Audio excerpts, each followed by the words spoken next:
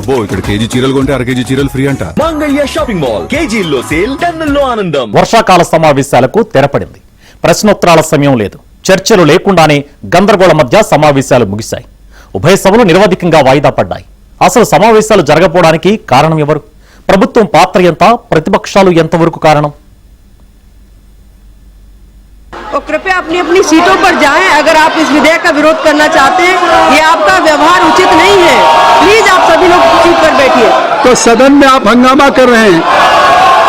प्रस्ताव स्वीकृत हुआ और विधेयक पारित हुआ। పార్లమెంటు వర్షాకాల సమావేశాలు దేశంలో చాలా మంది ఊహించినట్లే జరిగాయి. సమావేశమైన సమయం కన్నా వాయిదాలే ఎక్కువగా కనిపించాయి.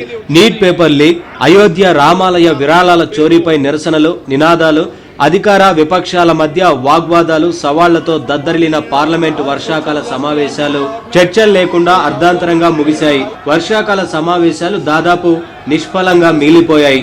రాజ్యసభ, లోక్సభల్లో ఉత్పాదకత కనిష్ట స్థాయికి పడిపోయింది. ఎలాంటి చర్చలు లేకుండానే ఉభయ సభలు 12 బిల్లులపై ఆమోద ముద్ర వేశాయి.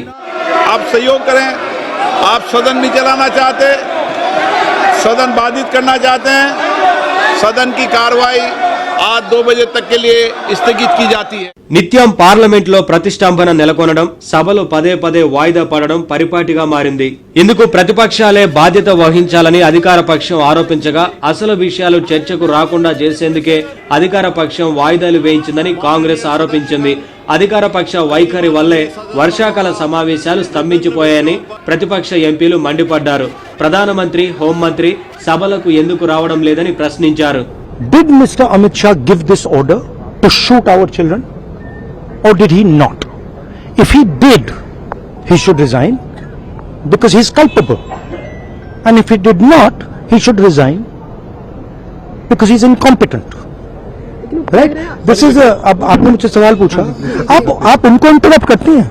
इस 20 दिन के लिए 20 दिन के लिए गायब हो गए. यहाँ बैठे थे, गाड़ी आती थी जाती थी, 30 गाड़ियां उनके.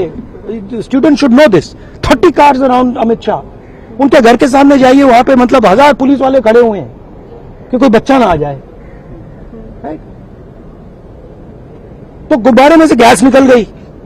अब लास्ट मिनट वो उसमें फिर से गैस भरने की कोशिश कर रहे हैं, बट गुब्बारा फट गया है. Amit Shah has no courage. The home minister of India has no courage. He can not come to the house.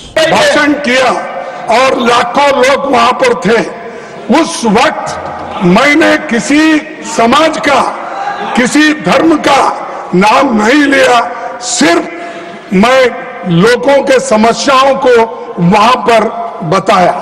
लेकिन मेरे स्पीच होने के बाद कल वो लोग, बीजेपी के लोग सब मिलके हवन करके उस स्टेज का शुद्धिकरण करने का काम किए.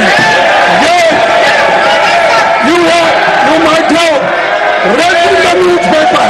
Is it the way in democracy? Parliament 25 రోజుల పాటు సమావేశం కాగా లోక్సభ 19% పనితీరును నమోదు చేసింది. రాజ్యసభలో అది 39%గా నమోదైంది. 12 బిల్లులకు ఆమోదం తెలిపినా కేవలం ఒకే ఒక్క బిల్లుపై చర్చ జరిగింది. పబ్లిక్ ఎగ్జామినేషన్ సవరణ బిల్లు 2026పై మాత్రమే ఉభయ సభల్లో చర్చలు జరిగాయి. పేపర్ లీకేజీకి వ్యతిరేకంగా ఢిల్లీలో విద్యార్థులు చేపట్టిన నిరసనలపై పోలీసుల దమనకాండ, అయోధ్య రామ మందిర విరాళాల అపహరణపై ఉభయ సభల్లో తీవ్ర స్థాయిలో గందరగోళం నెలకొంది. स्पीकर साहब को 3 बजे से चर्चा चालू कर देंगे और कल 3 बजे मैं जवाब दे दूंगा सारी चीजों का. संसद में चर्चा करने के नियम बने हैं, तरीके बने हैं. अब मुझे कोई कहता है कि आप एक स्टेटमेंट दे दो. इतने गंभीर मसले पर इस तरह से चर्चा नहीं हो सकती है. शायद आपके पद्धति में होगा, मगर संसदीय पद्धति ये नहीं है. संसद में एटलैंड चर्चा होती है.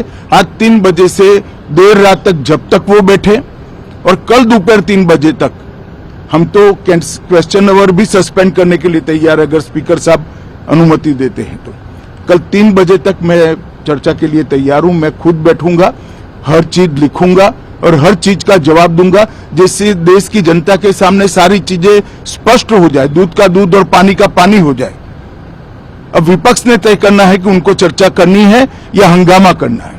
मेरा अनुरोध है कांग्रेस पार्टी और विपक्ष के साथियों को कि जब छात्र आंदोलन को लेकर के सरकार चर्चा के लिए तैयार है, तो आप बिल्कुल चर्चा के दौरान हंगामा नहीं करेंगे और गृह मंत्री जी का सरकार का जवाब पूर्ण रूप से पूरी तरह से सुनेंगे शांति से, ये भी आप विश्वास दिलाना पड़ेगा। ऐसे तो नहीं हो सकता कि चर्चा मांगेगा, जब सरकार जवाब देता है तो हंगामा करके फिर भाग जाते हो या हाउस को चलने नहीं देते हैं और नारेबाजी करता है, ऐसा नहीं होगा। चर्चा करना है तो सही तरीके से चर्चा करना पड़ेगा। सरकार किसी चर्चा से, किसी भी मुद्दे से पीछे हटता नहीं है और आगे भी हम नहीं हटेंगे। విద్యార్థులపై పోలీసుల దాడి విషయంలో ప్రభుత్వం సమాధానం చెప్పాలని కేంద్ర హోంశాఖ మంత్రి అమిత్ షా రాజీనామా చేయాలని ప్రతిపక్షాలు నిలదీశాయి. ప్రతిపక్షాల నినాదాలు, వాదోపవాదాలు తప్ప పార్లమెంట్లో ఏమీ కనిపించలేదు. పార్లమెంటు భవనం ప్రధాన ద్వారం వద్ద ప్రతిపక్షాలు నిత్యం నిరసన వ్యక్తం చేశాయి. ఒత్తిడి పెరగడంతో పార్లమెంట్ సమావేశాలు జరుగుతుండగానే కేంద్ర విద్యాశాఖ మంత్రి ధర్మేంద్ర ప్రధాన్ రాజీనామా చేశారు. అయినా పరిస్థితి సద్దుమణగలేదు. విద్యార్థులపై పోలీసుల దమనకాండకు పాల్పడ్డారని, దీనికి హోంమంత్రి అమిత్ షా బాధ్యత వహించాలని మండిపడ్డాయి విపక్షాలు.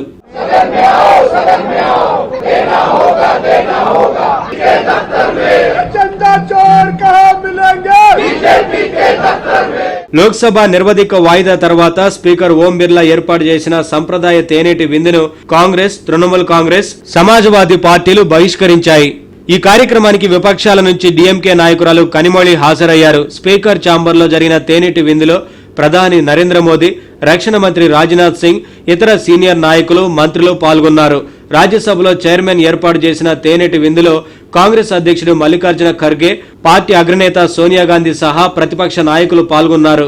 ఈసారి కీలక బిల్లులపై విస్తృత చర్చలు జరగకపోవడంతో ప్రభుత్వం అసంతృప్తిగా ఉన్నట్లు పార్లమెంటరీ వ్యవహారాల మంత్రి కిరణ్ రిజిజు చెప్పారు.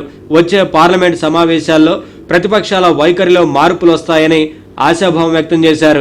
వర్షాకాలం పార్లమెంట్ సెషన్ అయిపోయింది, సరిగ్గా జరగలేదు. ఇది ప్రభుత్వం తప్పు చేసిందా, ఇంకో స్ట్రాటజీ ఉన్నదో మనం చెప్పలేం. ఈ వేళ వరకు ప్రభుత్వం, బీజేపీ ప్రభుత్వం స్ట్రాటజీ ఏంటి, వ్యూహాలు ఏంటి, కొన్ని స్టెప్స్ ఎంతో తీసుకున్నారు, ఎంతో తీసుకోలేదో ఇంకా బయటికి రాలేదు. ఇది కరెక్ట్గా చేశారా లేదా కొంచెం ఫ్యూచరే చెప్తారు. అన్నిటికంటే ముఖ్యం కనపడేది ఏంటంటే బీజేపీ అడిగేది మా మంత్రులు వచ్చి మాట్లాడితే మీరు వినాలి.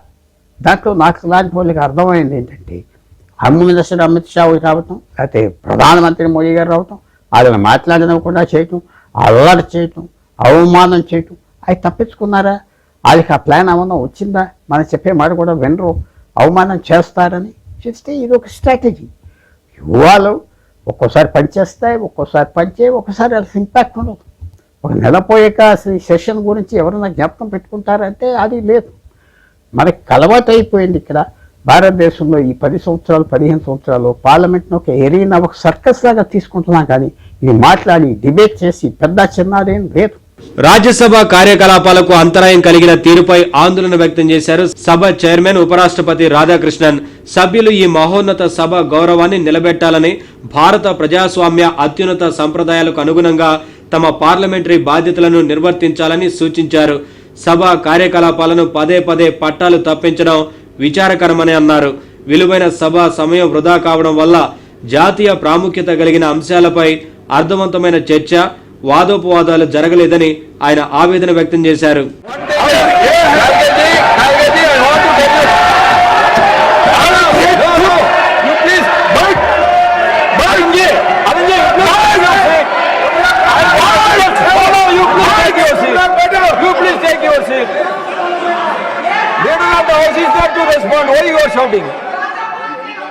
వర్షాకాలమే అయినా ఈ ఏడాది నైరుతి రుతుపవనాలు ఫెయిల్ కావడంతో వ్యవసాయ పనులు సరిగా సాగలేదు.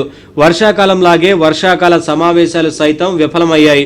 రాజ్యసభ మొత్తం 37 గంటల 49 నిమిషాలు మాత్రమే పనిచేసింది. 39.17% ఉత్పాదకత నమోదైంది. లోక్సభ 19 రోజులు సమావేశమైంది.